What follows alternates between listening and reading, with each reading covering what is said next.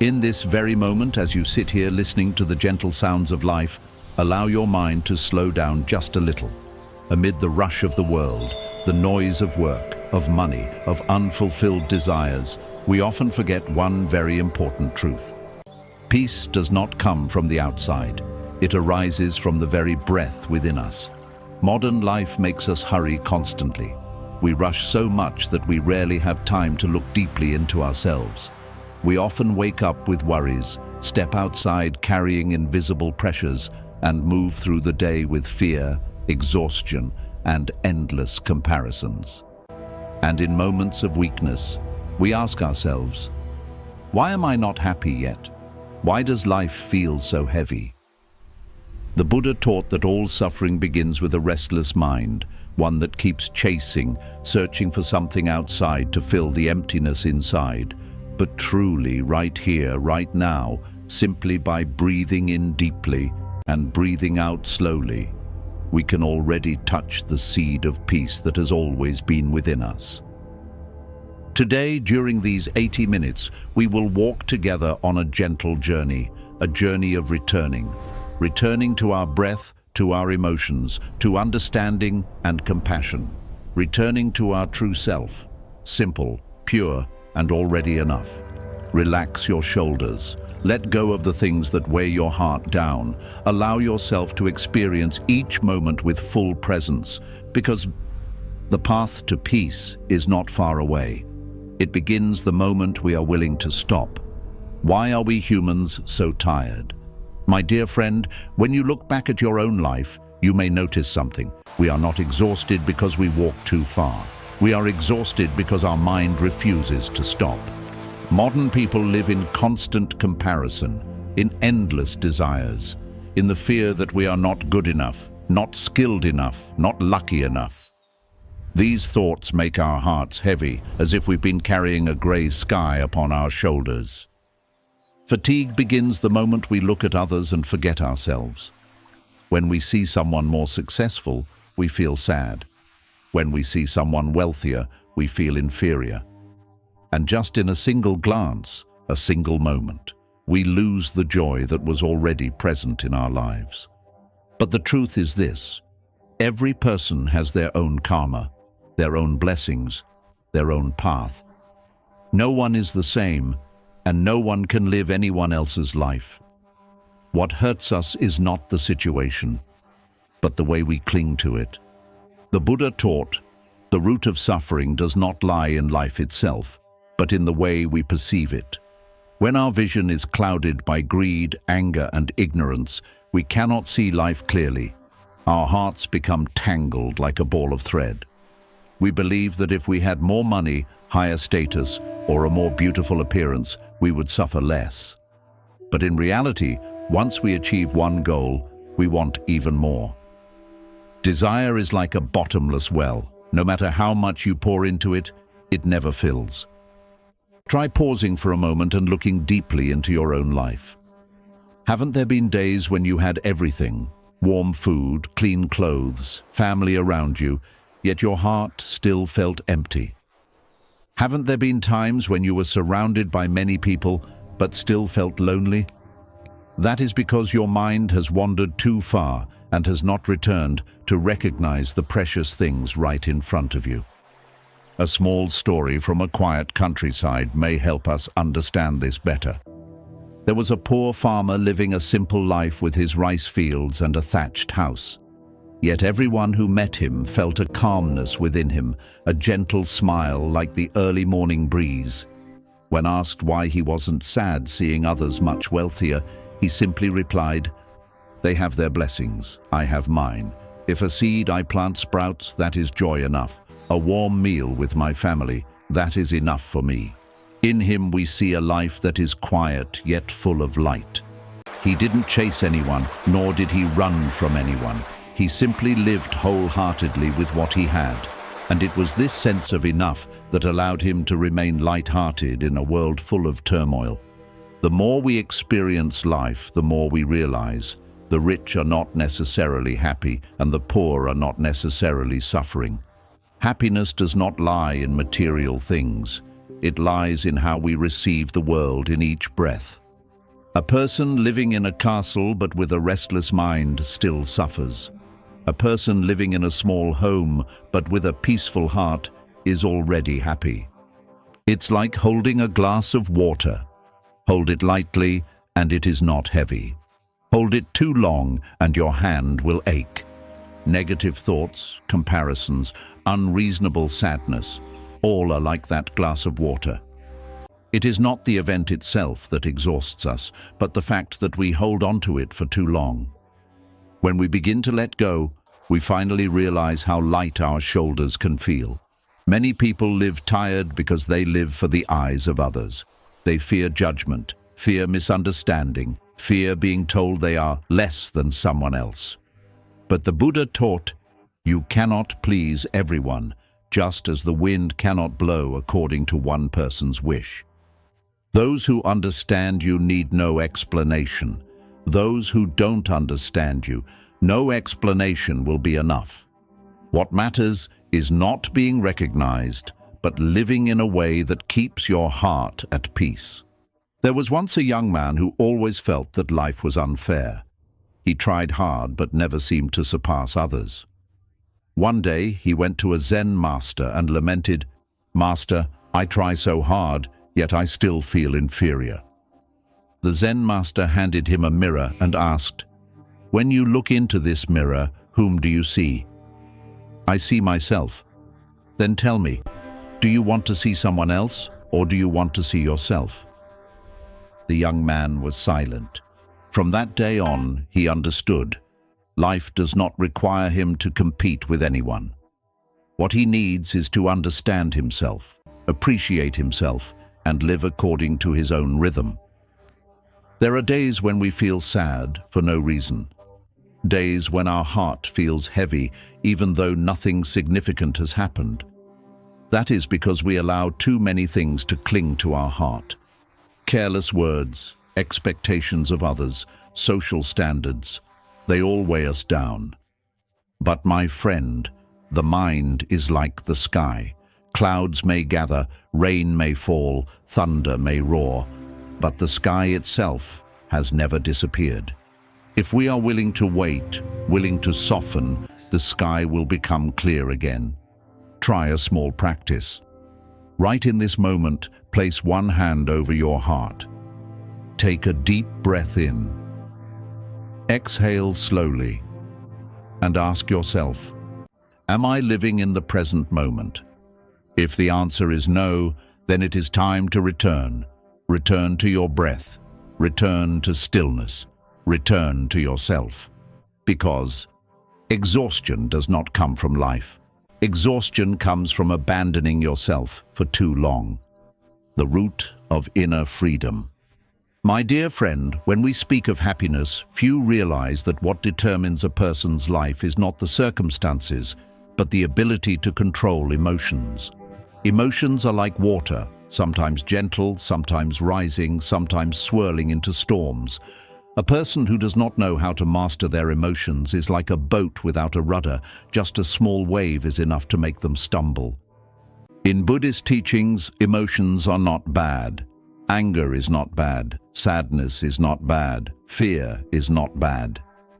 What causes us suffering is not the emotions, but the attachment to the emotions, allowing them to pull us away like a flood sweeping across an entire field.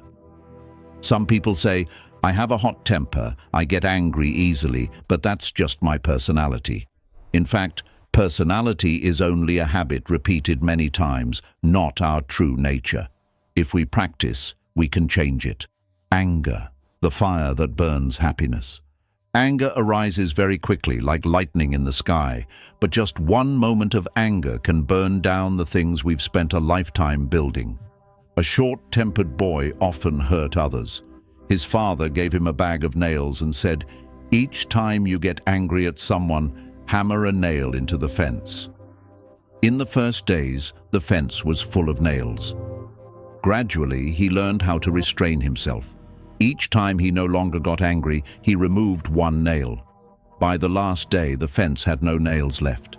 The father took him there and said, You see, you've removed all the nails, but the wounds are still there, just like the words you say in anger. No matter how many apologies, they cannot erase them. This is not only a lesson for children, but also for adults. In every family, countless arguments begin with one uncontrolled moment. A careless word wounds a wife. A heavy blame suffocates a husband. A shout makes a child's heart tremble.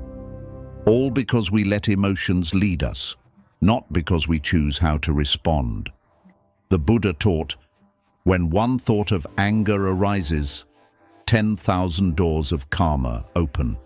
And to be angry is to poison yourself and hope the other person dies. Anger does not hurt others first. Anger hurts us first. Why do we get angry easily? Because we always react by instinct. Someone says something we don't like, we get angry.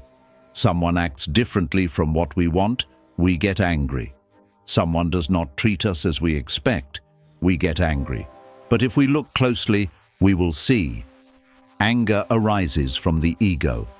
The bigger the ego, the easier we get angry. Anger is instinct, but staying calm is strength. The story of the poor worker. There was a worker I once met. He worked hard all day, had many children, and life was not easy. Yet strangely, he rarely got angry with his wife and children. When asked for his secret, he smiled gently. When I was young, I was often grumpy. Until one day I saw my youngest daughter hiding in a corner, afraid of me, and I felt so sad. From then on, whenever I was angry, I walked out to the porch and looked at the sky for a moment. A few breaths, and the anger was gone. No need for high education, no complicated philosophy, just breathing. And he preserved his family's happiness. 3 steps to tame anger, according to mindfulness. This is a method taught by the Buddha, very simple but extremely effective. Step 1. Stop. Just stop for a few seconds. Do not react immediately. Step 2. Recognize the emotion. Silently say, I am angry. I know I am angry. When the emotion is named, it becomes weaker. Step 3. Breathe slowly. Breathe deeply. The breath is the anchor that brings the mind back. When we breathe deeply, the body calms down, and the mind also calms down. In that moment, we can choose to respond with wisdom, not react by instinct. Silence when angry, the wisdom of maturity. Silence is not avoidance. Silence is giving the mind space, so that words do not become weapons that hurt others. In many families, just one person staying silent during tension can reduce suffering for everyone. Silence is a gift we give ourselves and our loved ones. Putting yourself in the other person's place. One of the deepest practices is seeing the suffering of others. They speak harshly because they are hurting. They behave poorly because they have unhealed wounds. They lose their temper because their mind is in a storm. When we see that, we no longer get angry. Compassion arises. The Buddha taught, hatred cannot end hatred. Only love can end hatred. When we understand another person's suffering, we naturally want to embrace them with compassion. Keeping the mind pure is keeping the family peaceful. So many relationships break not because love is gone, but because no one is willing to endure a little. A cruel word can destroy trust built over years. An angry action can hurt the one we love most. But a gentle word can soothe a wounded heart. A kind look can heal a weary day. Mastering emotions equals mastering life. When we cannot control our emotions, we lose ourselves. When we can control our emotions, we become free. Free from anger, free from fear, free from sorrow. A person who masters their emotions does not mean they never feel sad or angry. It means they know how to embrace their emotions without letting them control their lives. A simple mindfulness practice for daily use. You can begin today. Every morning, sit still for 5 minutes to breathe. Whenever anger arises, place your hand on your heart. Whenever someone makes you uncomfortable, ask yourself, what pain are they experiencing? Every night before sleep, give thanks for 3 peaceful things in your day. Just like that, your mind will change day by day. Core message: anger is instinct. Calmness is a practice. When you know how to master your emotions, no one can hurt you. When you master your own mind, you become the freest person in the world. Compassion: when we understand, we love. We have already seen together that mastering our emotions means mastering our life. And when the mind grows less angry and less reactive, another door opens. That is the door of compassion. Because only when the mind is peaceful enough can we truly look deeply into others and recognize that everyone in life carries their own suffering. Compassion is not weakness. Compassion is the wisdom of one who understands life, the compassion of one who knows that in this world no one is perfect. All of us, whether we want to or not, have moments when we make mistakes, moments when we hurt one another. But what makes the difference lies in this: do we choose to keep the wound, or do we choose to heal? Compassion, a gift to ourselves first. Many people think compassion means forgiving others, but in truth, compassion first means freeing ourselves from the knots within the heart. When we hold on to resentment, we suffer first. When we cling to someone's mistake, we hurt first. When we hold too long to a word or action from someone, it is we who must carry that burden on our shoulders.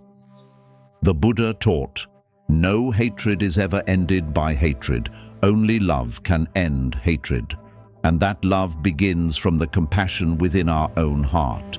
The story of the father and the small piece of paper. In a poor village, 2 brothers often argued with their parents over very small matters. One day, in a moment of anger, the older brother raised his voice at his father. The father said nothing. He quietly went into his room, wrote on a small piece of paper, "One moment of patience brings 9 moments of peace." When his anger passed, the son read those words and began to cry. In that moment, he understood that his father's silence was not weakness, but love. It was not that the father did not feel anger, but that he chose to hold it to protect the family. From that day on, he practiced compassion, and the family became much more peaceful. That story is familiar, but it reminds us, in a family, compassion is the thread that keeps happiness strong and lasting. Why is it hardest to be compassionate toward the ones we love most? With strangers we can endure, but with our spouse, our children, our parents, we become easily angry. Not because we do not love them, but because we expect too much. The more we expect, the more we are disappointed. The more we love, the easier we are hurt. That is why, in the closest relationships, compassion is not easy, but it is the most important. Let us ask ourselves, how many times have we said words that hurt our loved ones? How many times have we regretted a moment of losing control? How many times have we forgotten that the person in front of us is also trying, also suffering in their own way? If we look deeply, we will see that no one intends to make us sad.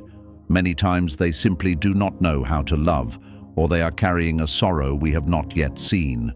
The story of the father who never abandoned his mistaken son.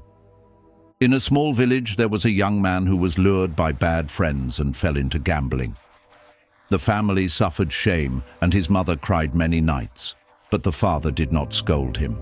He gently said, "If you make mistakes, correct them. What matters is that you come back." Many years later, after experiencing enough suffering and loss, the young man truly returned. The father's unconditional love saved the son's life.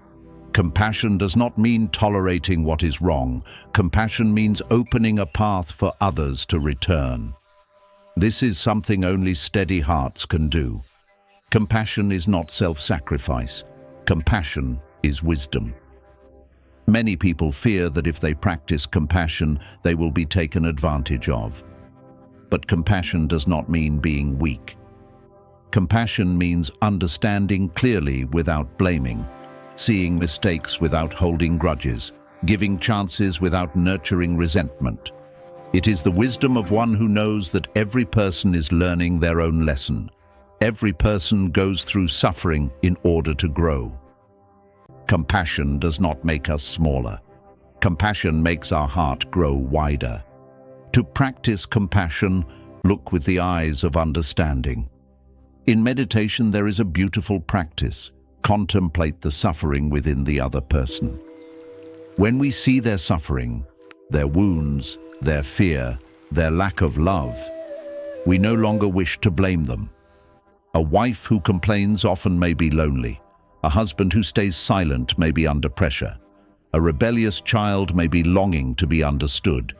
Strict parents may have endured much suffering in the past. When we see this, we no longer feel anger, we feel love. 3 steps to practice compassion each day. Step 1. Pause when you feel the urge to blame. Just one slow breath is enough to stop words that might hurt someone. Step 2. Ask yourself, what suffering is this person going through? A simple question, but it holds tremendous power for transformation. Step 3. Choose gentle speech. Words are energy. Loving energy draws others closer. Blaming energy pushes them away. Compassion, the foundation of happiness.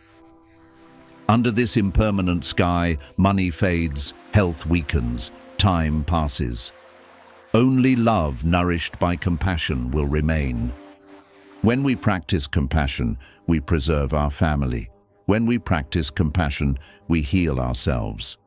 When we practice compassion, we plant seeds of peace for future generations. Compassion helps us open our hearts to others. But to truly open our hearts, we need one more thing: to let go of envy and comparison within the mind. Because when the mind is still filled with jealousy, we cannot love others fully.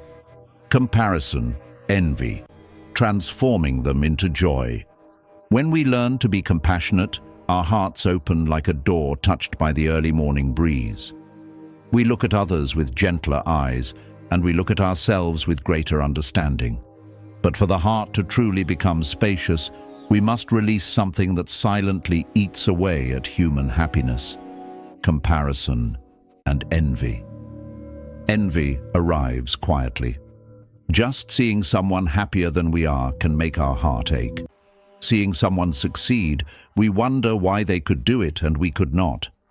Seeing others praised and appreciated, we suddenly feel small inside. These feelings are very real, very human.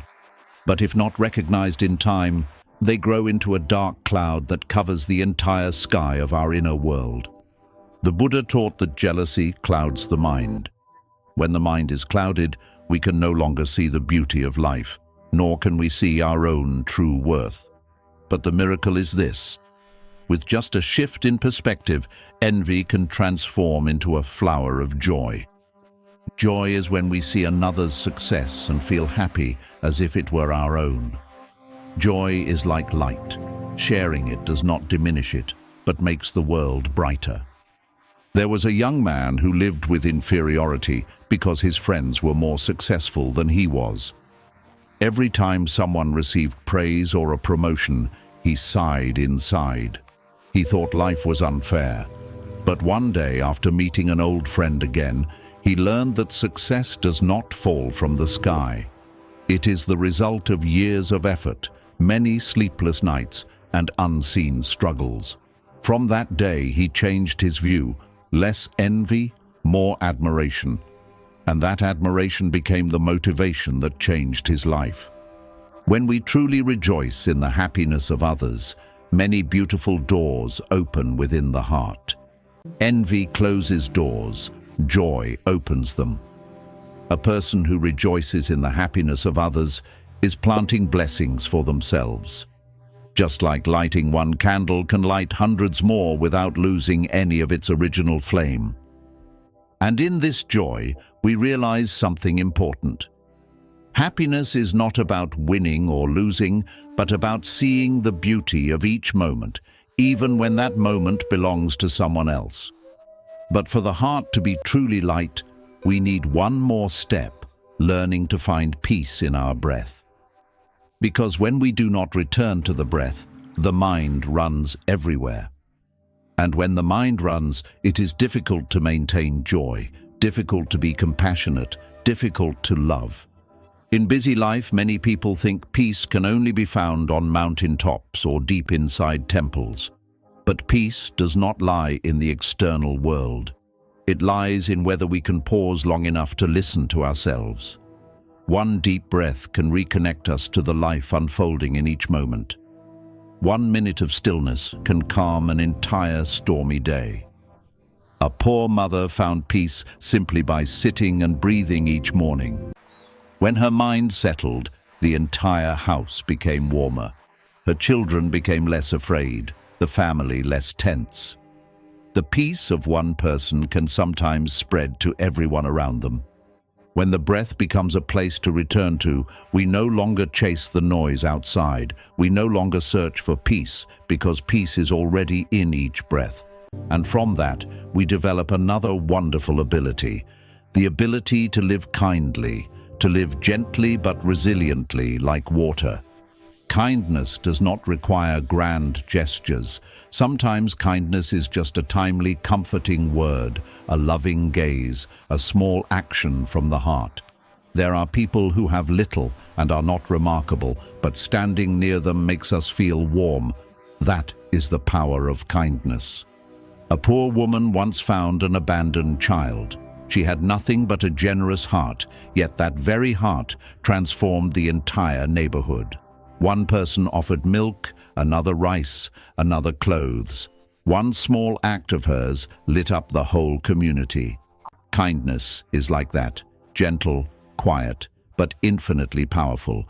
And when we learn to live kindly, we naturally learn the art of letting things flow, the art of mature souls. Letting things flow does not mean giving up. It means doing our best and letting life unfold. Some things break more the tighter we hold them.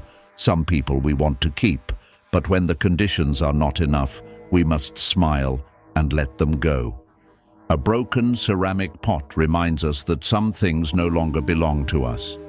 Even if we regret it or feel pain, we must learn to accept, because only by letting go can we create space in the heart for new things to come. Compassion helps us understand others. Joy helps us open our hearts. The breath helps us return. Kindness helps us spread love. Letting things flow helps us move gently through life's changes. All these things are not separate. They are like links in a chain of beads. When one link is strengthened, the others become steady. And this harmony will guide our heart to another realm, the realm of deep peace that nothing can shake. Peace is not in the high mountains. Peace is in the breath. And when the mind has learned to flow with conditions, able to let go of the things that no longer belong to it, the heart naturally becomes more spacious, more gentle.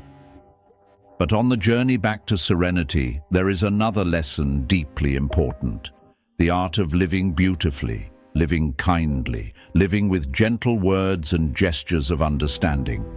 Because in the end, everything we sow in life will return to us, like an echo against a cliff.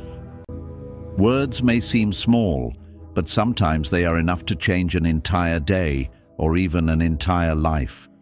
A comforting word at the right time can save a suffering heart. A careless word spoken in anger can leave a wound that never heals.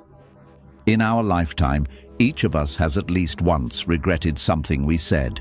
But words once spoken are like arrows shot from a bow. They can never return. In a small riverside village, there was a young couple who had lived together for many years but constantly argued. The wife complained, the husband countered. Both believed they were right and the other was wrong. Until one day the husband met an old man in the village.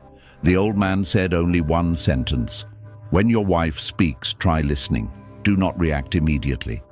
That evening, when the wife began to complain as usual, the husband did not argue. He simply nodded gently. He said, "I know you work hard. I understand." That simple sentence made the wife burst into tears. For all those years, what she lacked was not money, not help, but understanding. We often think we must have the right advice or the best reasoning, but sometimes all another person needs is to be understood. Listening is also a form of love. When we listen with the heart, the other person feels held, healed, supported. Loving speech is a miracle. A gentle sentence can soothe an exhausting day. A word of gratitude can warm someone's heart in a stormy life. We do not need to be saints to speak kindly. We only need to remember that every person we meet carries a story, a wound, or a worry of their own. And when we choose gentle words, we are planting seeds of peace for ourselves and for others. But perhaps the hardest thing in life is not speaking kindly to others, but speaking kindly to ourselves. Because many times we easily scold ourselves, blame ourselves, see ourselves as small and worthless. We tell ourselves we are not good enough, not beautiful enough, not successful enough.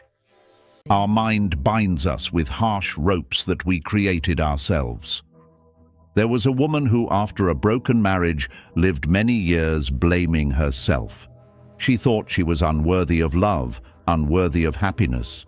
But one afternoon, when she saw her reflection in the mirror, she suddenly realized those eyes were too tired. She placed her hand on her chest and whispered softly, "I've tried so hard. I also deserve to be loved." From then on, she began to love herself in small ways. Cooking a proper meal, buying a small pot of flowers, walking under the morning sun, sitting quietly for a few minutes to breathe. And strangely, the more she loved herself, the more easily she could love others. The love she gave herself became the foundation that allowed her to open her heart to the world in a healthy and natural way. No one can love us enough if we have not learned to love ourselves. No one can make us happy if we do not give ourselves permission to be happy. Happiness is not a gift from others. It is a seed already lying in our heart. It only waits for us to water it with kindness toward ourselves. And when we learn to love ourselves, we learn a profound lesson: letting go of what has passed. The past is like a shadow. If we keep turning toward it, we will never see the light ahead. So many of us carry old sorrows, past wounds, words no one remembers anymore. Only we hold them and hurt ourselves. But life is impermanent. Everyone changes. Circumstances change. People's hearts change. A river is never the river of yesterday, and we are never the same person we were years ago. So why do we force ourselves to live forever with painful memories? Letting go is not forgetting. Letting go is accepting that what has passed is gone, and we do not need to carry it anymore. When the heart is no longer pulled backward, we can truly be present in the moment, the only place where happiness can exist. The present is a gift. Each breath is a gift. Each sunrise is a gift. And when we begin to see the present as precious, we finally begin to live. And so, in every step of this journey, from mastering emotions, practicing compassion, nurturing joy, returning to the breath, living with kindness, flowing with life, speaking gently, to loving ourselves, we are taking step by step back to what the Buddha always reminded us. When the mind is pure, the Buddha land is pure. When our mind is peaceful, the world will be peaceful as well. Kindness, the softest light, yet the strongest. And when we realize that a peaceful mind leads to a peaceful life, the natural next step is to learn how to live fully in this very moment. Something that sounds simple, yet is the greatest challenge of modern humans. We spend most of our time thinking about what has passed or worrying about what has not yet come, forgetting that the present is the only place where life truly happens.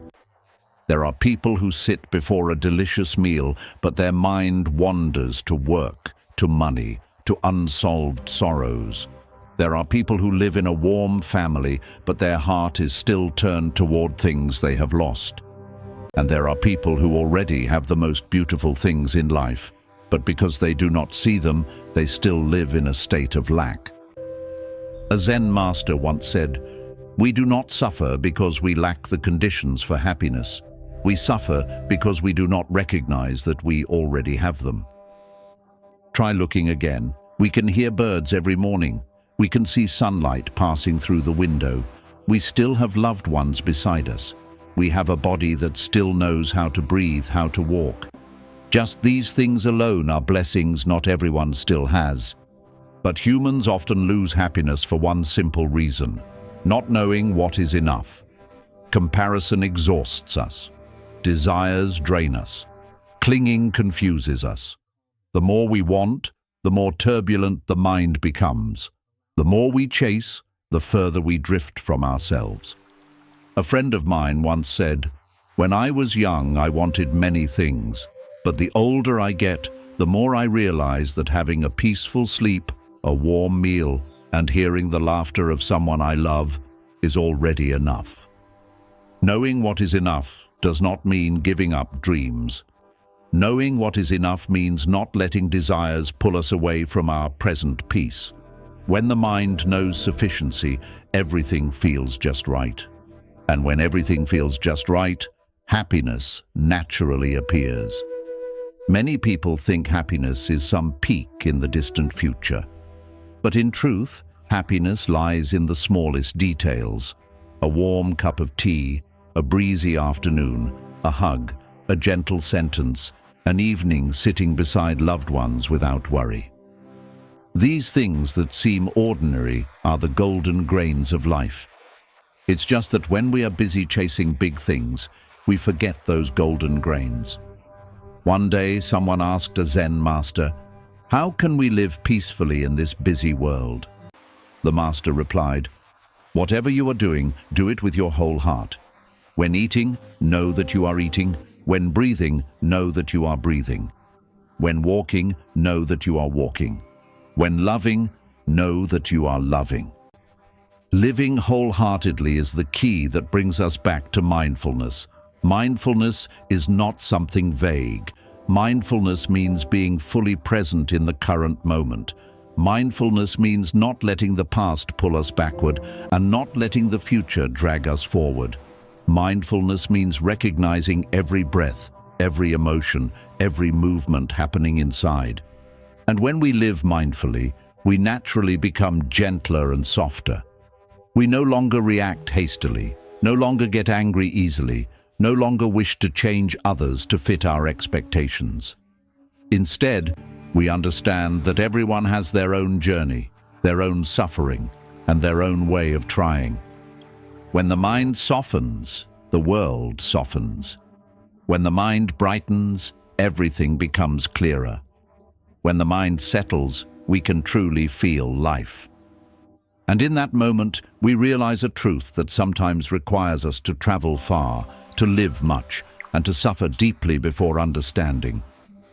Peace does not depend on where we go, but on how we walk. A heart that knows how to pause will always find a refuge, whether in the noisy marketplace or in a small, quiet room.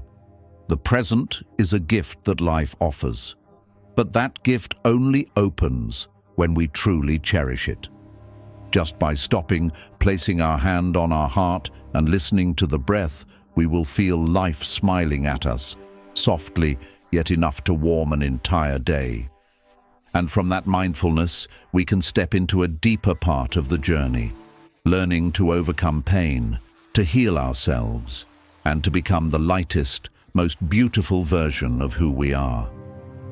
Flowing with conditions, letting go at the right time to be free.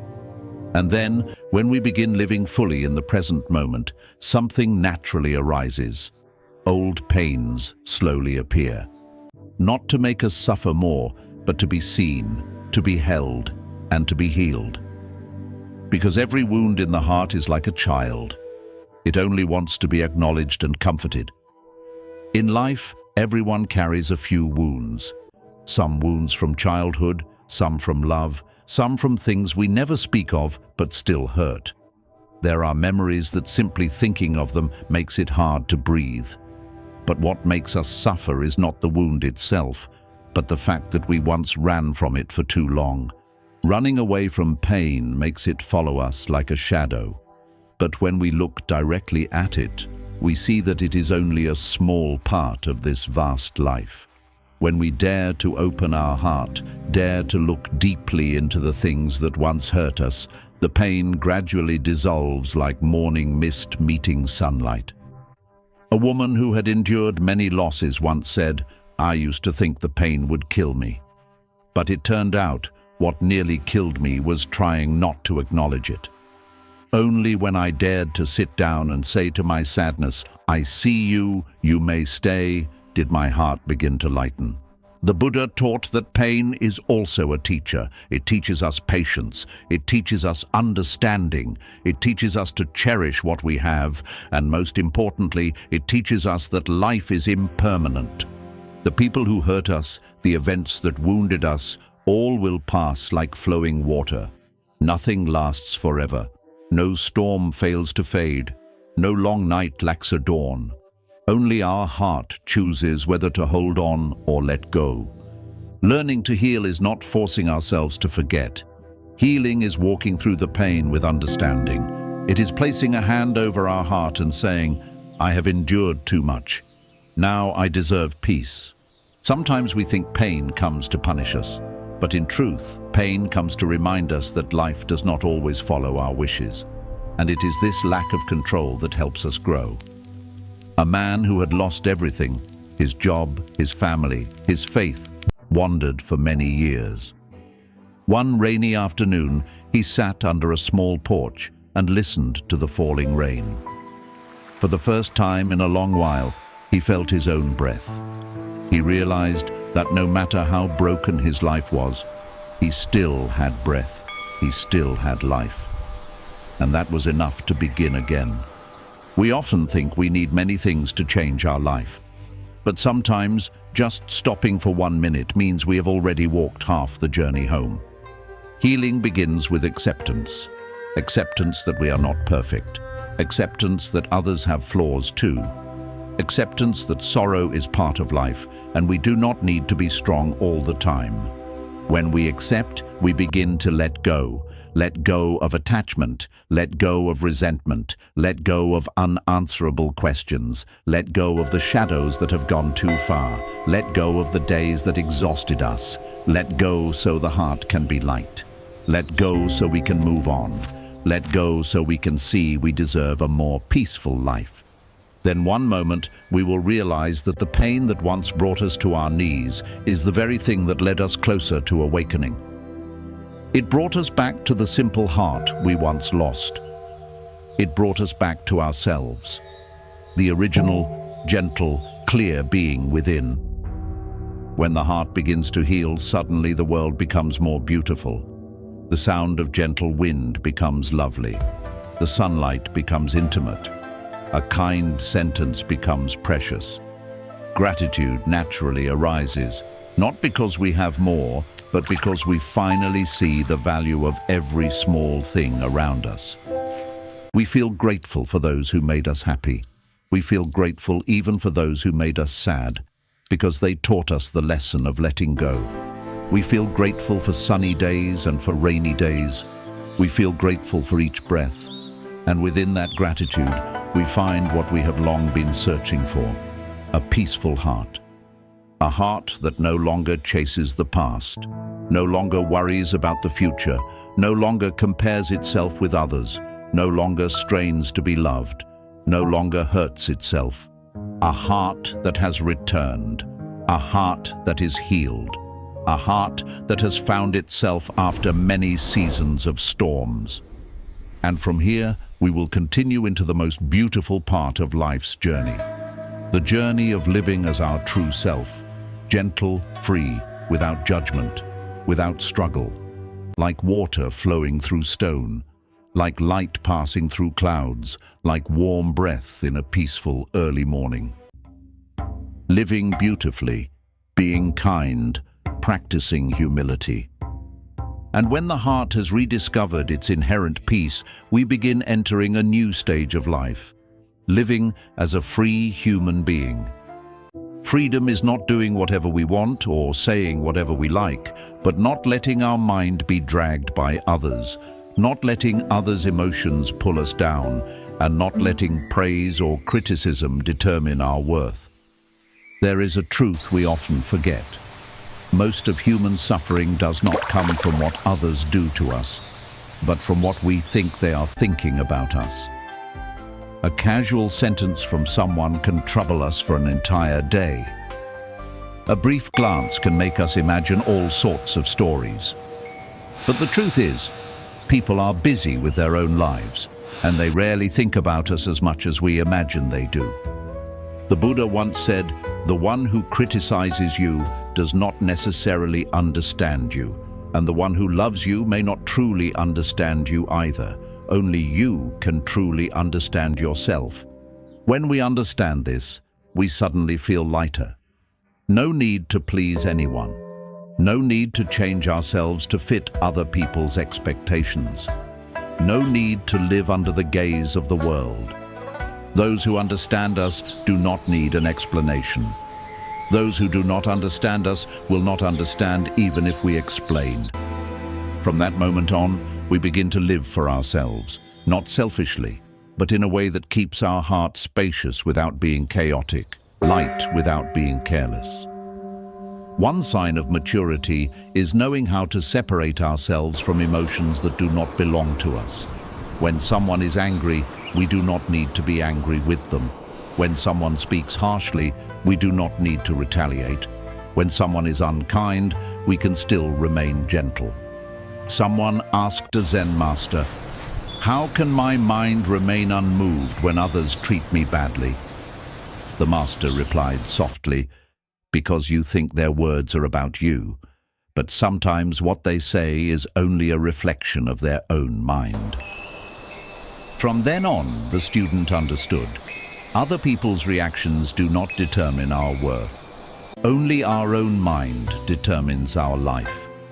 When we know how to keep our mind steady, no one can pull us into their storm.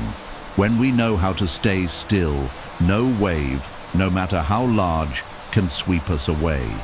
And to keep the mind steady, we must cultivate inner strength, what Buddhism calls relying on oneself. Inner strength is not outer toughness. Inner strength is inner stability. It is the ability to smile in situations we cannot change. It is the ability to remain calm even when the world around us is not calm. It is the ability to look at life with understanding. Inner strength makes us less vulnerable to small things, less likely to collapse before difficulty, less likely to lose ourselves in the noise of life. When inner strength is strong, we do not need to prove anything. We do not need to chase anyone, surpass anyone, or be validated by anyone. The steadiness of someone with inner strength makes them a gentle refuge for themselves. There was a carpenter who lived his entire life simply, kindly, without competing with anyone. Some people in the village criticized him for being poor, others for being slow. But no matter what they said, he kept his gentle smile, kept working every day, caring for his small family. Many years later, people realized that his quiet perseverance was strength. He was not swept into praise or criticism. He simply lived in a way that kept his heart whole. That is inner strength, not loud, not boastful, not showy, yet steady like the roots of an old tree weathering countless storms. Inner strength helps us live a life not controlled or tossed around by things beyond our reach. It helps us maintain calm even when everything around us is shifting. And when the mind is calm, wisdom appears. And with wisdom comes compassion. Wisdom and compassion are like the two wings of a bird. Without one, the bird cannot fly high. With wisdom, we understand the nature of life. With compassion, we touch the suffering of others. A person with wisdom but without compassion becomes cold. A person with compassion but without wisdom becomes easily hurt. But when both are present, we become profound, warm-hearted, and free. And when we reach this stage of the journey, we begin to learn the most important art of all, the art of living steady but not rigid, soft but not weak, letting go without stepping back, learning to love yourself. And when inner strength has begun to grow within us, a natural transformation happens. We are no longer easily shaken by the changes of life. The things that once made us worry now feel lighter. The criticisms that once hurt us no longer weigh as heavily as before. We realize that the nature of life is change, and we cannot force the world to remain still just to fit our desires. One windy afternoon, someone asked a Zen master, "How can I keep my mind from being shaken in the midst of storms?" The master pointed to a clear lake and said, "When the lake is still rippling, the moon's reflection cannot appear clearly. When the water is calm, the moon appears in its entirety. Your mind is the same. When it is still being shaken by circumstances, you cannot see the truth." From then on, the seeker understood that keeping the mind calm does not mean hiding in a valley or retreating to a high mountain, but keeping the heart from being disturbed by small things. No one can decide whether the sky will rain, whether the wind will be strong, whether life will change. But we can decide whether we will remain calm or not. Many people think that for the mind to be at peace, life must be peaceful. But in truth, it is precisely because life is not peaceful that we need to learn how to be peaceful on the inside. No one is born already good at this. Peace is a skill. Steadiness is a form of training. Softness is a choice. There are people who live in the rush of life, in the vast ocean of competition and pressure, yet they still keep a gentle smile, a warm gaze, a soft voice. People call them lucky, but in truth, that is the result of a long process of cultivating the mind, refining the temperament, training wisdom, and nurturing compassion. A person who had gone through great loss once said, "When I was young, I lived like a blade of grass. The wind blew, and I bent. But now, I live like the trunk of a tree. The wind only blows past me. It cannot carry me away." Being steady does not mean having no emotions. Being steady means that even when we are sad, hurt, or disappointed, we still know how to stand back up. Being steady means that when everything around us goes dark, we still keep a small light inside. And to truly be steady, we must understand something deeply. Everything is impermanent. No joy lasts forever. No sorrow clings to us forever. No loved one stays with us forever. And no storm lasts forever. When we understand impermanence, we cherish what we have, but we do not cling. We give thanks for what has passed, but we do not hold on.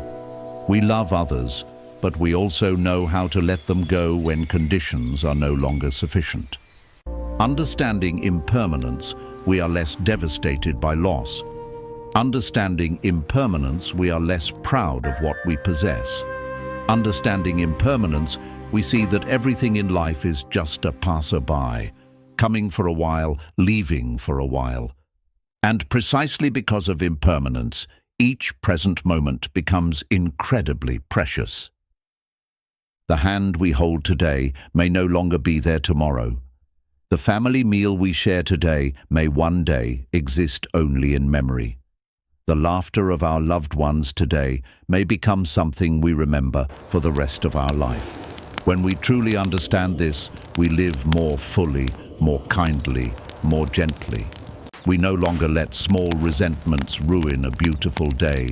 We no longer let our ego stop us from expressing love. We no longer let pride cause us to lose precious people. Impermanence teaches us to love others more. Impermanence teaches us to live more honestly. Impermanence makes us more courageous because we know everything will pass. And from impermanence, we step into an even greater gate, the gate of non-self. Non-self does not mean I no longer exist, but I no longer see myself as the center of the universe. When we stop placing ourselves as the most important, we become less angry, less sad, less easily offended. When we stop seeing the ego as so grand, we compare less, compete less, cling less. The more one practices, the smaller the ego becomes. And when the ego becomes smaller, the heart becomes larger. A great heart looks at life with compassion, sees others' mistakes without blaming, sees others' sadness without judging, sees others' suffering, and wants to reach out a hand. That is dependent origination, everything connected by invisible threads. No one is completely separate from anyone else. When we are happy, those beside us are happy. When we suffer, they suffer with us. And when we heal, we help many around us heal as well. Nothing in this life is truly ours. People, circumstances, joys, sorrows, all are conditions that come and go. When we understand dependent origination, we no longer force things to happen exactly as we wish. We simply do our best and let the wind carry the rest. And in that place, where impermanence, non-self, and dependent origination meet, we find a peace that nothing can shake. That peace does not come from the outside, not from anyone else, not from luck or divine favor. It comes from the very awakening of our own mind. An awakened person is not someone who no longer suffers, but someone who looks at suffering with understanding. Not someone who is never sad, but someone who knows how to hold their sadness and smile at it. Not someone perfect, but someone who knows they are not perfect and still chooses to love themselves. And when we begin to look at life with those eyes of understanding, a new space opens in the heart, vast, peaceful, and more still than any place outside. That is when we feel true serenity, a serenity that is not shaken by events, not swept away by ups and downs, not led by praise or blame. A serenity that feels like we are standing under a vast sky where the wind passes by but does not chill us. Clouds drift by but do not frighten us. The mind is like the sky. Emotions are only clouds. There are white clouds, dark clouds, thin clouds, thick clouds. Sometimes storms gather, sometimes the sky is clear. But no matter how many times the clouds change shape, the sky never disappears. Our mind is the same. Sadness is just a gust of wind. Anger is just a passing cloud. Loneliness is just a brief rain. All of them come and go. The only thing that remains is the still essence within. The Buddha went through countless forms of suffering before his awakening, but he did not run away from suffering. He looked directly at it, embraced it with wisdom and compassion. It was this facing of suffering that made him solid like a mountain, bright like the moon, vast like the ocean. And when we follow that way, we too take the first steps on our own path of awakening. Not to become a saint, but simply to stop causing ourselves unnecessary suffering. A person who has awakened a little will judge others less. A person who has awakened more will judge themselves less.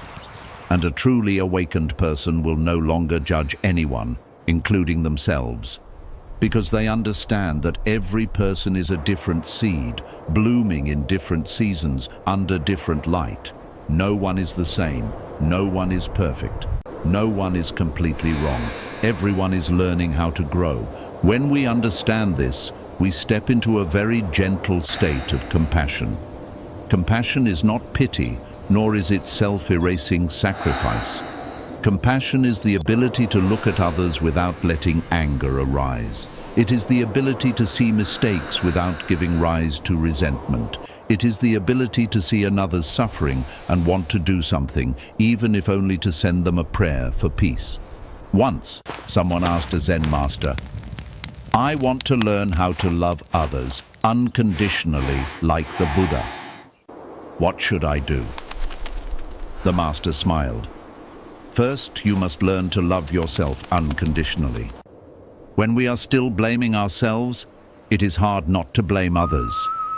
When we are still hurting ourselves, we easily hurt others. When we are still harsh with ourselves, it is hard to be gentle with life. Compassion begins with gentleness toward ourselves. And when the heart softens, we realize something. We no longer want to win. We no longer want to argue right and wrong. We no longer want to prove anything to anyone. We no longer want to hold tightly to things that make us heavy. That is the sign of someone stepping into inner freedom. A free person is one who lets everything flow according to its natural conditions. No forcing, no clinging, no demanding, no waiting. They live like water, not resisting, not rushing, not judging. Water is soft, yet it can wear through rock. Water seems weak, yet it can hold the entire ocean.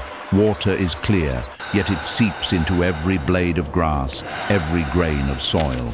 The mind of a free person is the same, gentle yet strong, soft yet enduring, quiet yet deep. And in that freedom, we begin to see the true nature of happiness. Happiness does not come from something grand. It comes from the moment we accept ourselves, accept the world, and accept that everything is unfolding in its own way, just as it is meant to. When we sit still and feel the breath, we discover something strange. The ordinary breath of every day is actually the greatest gift. If one day breathing becomes difficult, we will understand that all the things we used to worry about were just passing clouds. We worry because of something someone said. We feel sad because of a small event in the past. We think endlessly about something that is not worth it.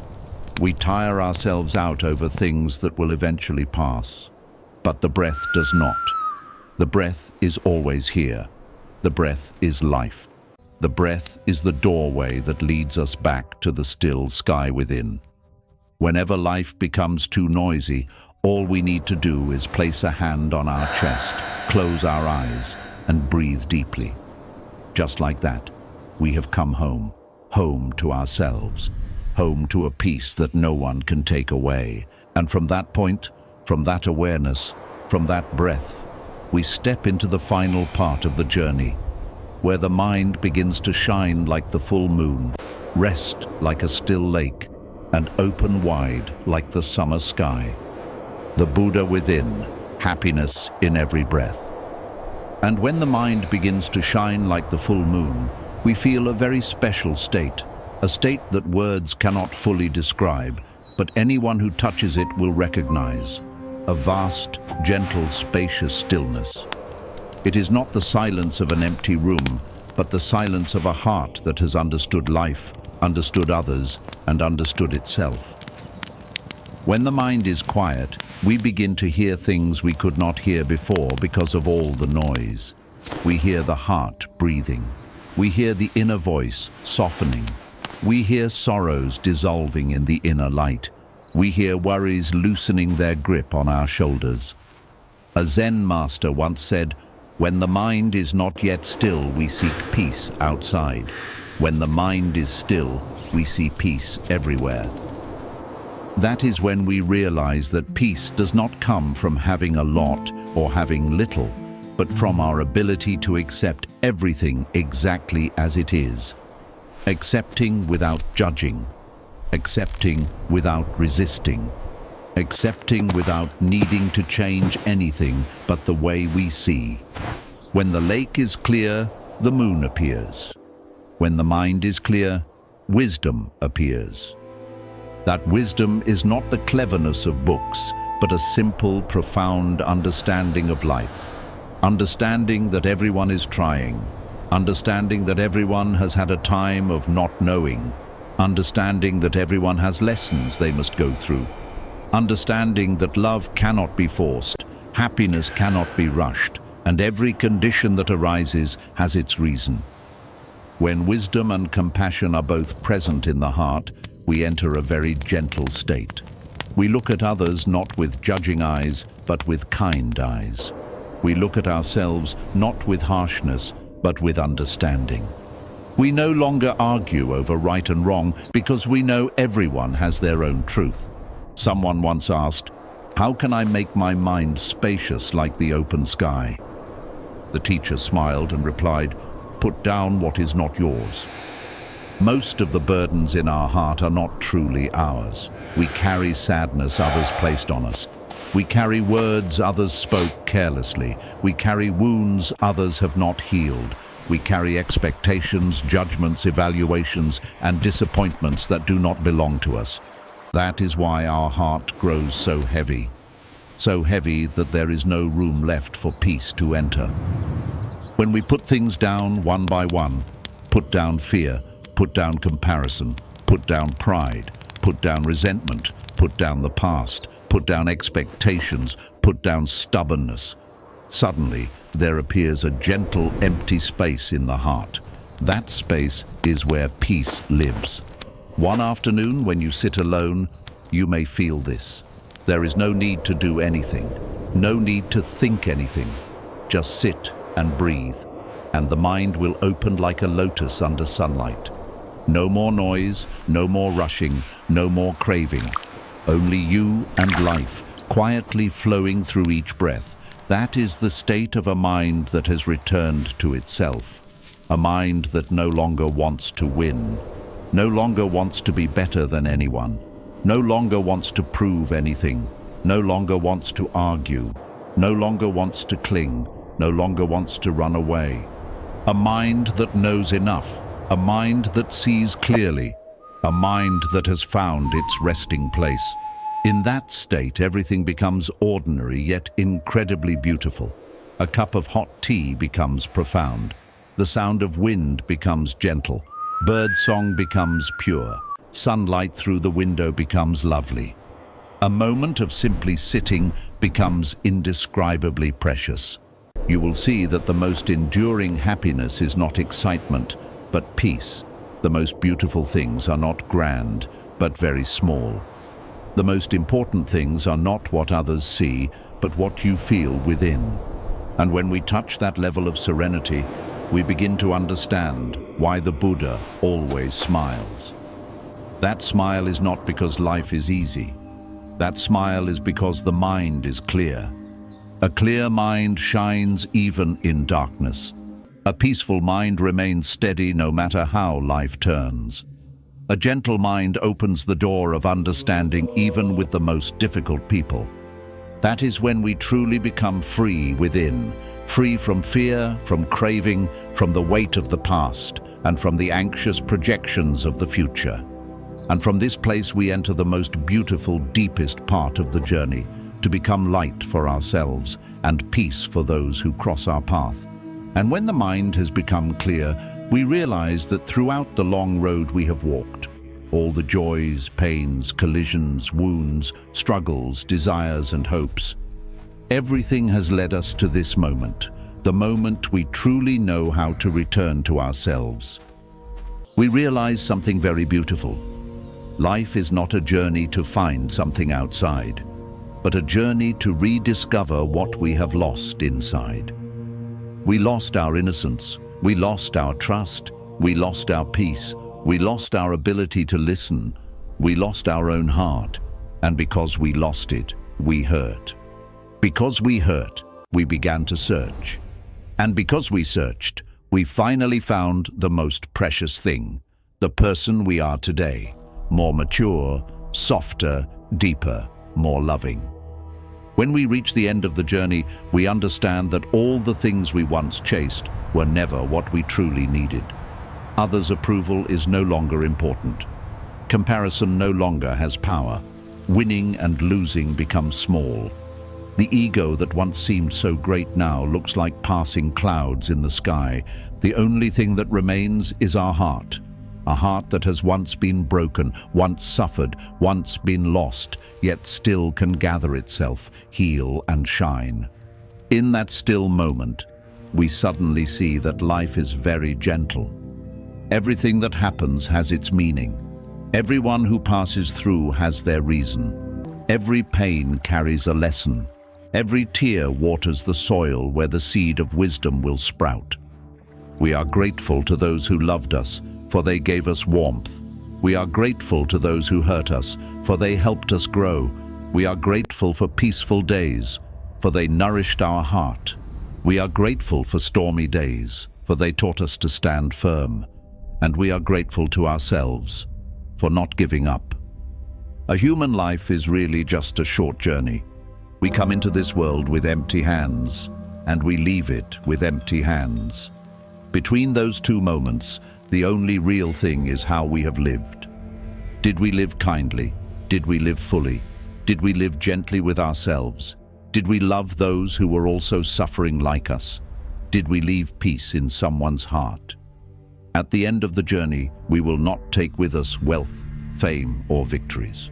We will only take our heart, light or heavy, clear or clouded, gentle or weary. And when we have walked this entire path, we can smile like the Buddha, the smile of one who has understood that all is impermanent, that suffering is only a lesson, and that happiness lies in each breath. Perhaps the world outside is still noisy. People still speak harsh words, things still do not always go our way, and there are still trials and losses to face. But within us, after this long journey, there is a place that is very still, a place no one can touch, no words can wound, no storm can destroy. That place is called a peaceful heart. A peaceful heart is not because life has no more waves, but because we have learned how to stand still amid the waves. A peaceful heart is not because there is no more pain, but because we have learned how to hold the pain. A peaceful heart is not because we have everything, but because we cherish what we have. And then we realize happiness is not a destination. Happiness is the way we walk. If we walk with compassion, life will soften. If we walk with understanding, suffering will gradually dissolve. If we walk with awareness, every path will be bright. At the end of this journey, take one quiet minute to feel your breath once more. Breathing in, feel that you are alive. Breathing out, feel that your heart is light. Place your hand over your heart and smile softly. Because you have walked a long road, you have healed yourself. You have returned to your peaceful inner home, where you belong. And perhaps from today on, you will walk with a new lightness, with gentler eyes, with a more spacious heart. You will live as one who carries light, a light that is not loud, not showy, but enough to illuminate the path for yourself and for those who cross your life. May you always keep this joy and peace. May you know how to cherish each breath. May you remain calm in the face of change. May your heart be as vast as the sky, as bright as the moon, and as gentle as the morning sun. And may you, with every step you take, always remember, serenity is not something to be found. Serenity has always been within you. Thank you for staying until the end of this journey. If these moments have brought you peace, please leave a gentle sign, a like, a blessing, or simply a lotus flower emoji. These small things are enough to spread good energy to many more people. If you wish to continue nurturing stillness in your heart, you can subscribe to the Zen Light Wisdom channel. We are always here, a little each day, to send you gentle reminders, stories full of mindfulness, and quiet spaces to help you return to yourself.